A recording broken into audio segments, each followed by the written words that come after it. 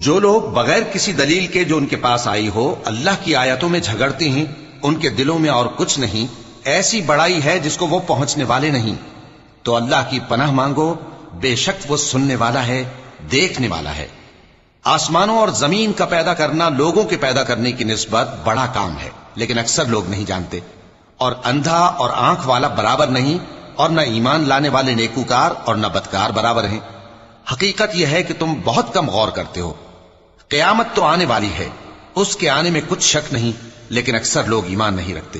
اور تمہارے پروردگار نے فرمایا ہے کہ تم مجھ سے دعا کرو، میں تمہاری دعا قبول کروں گا۔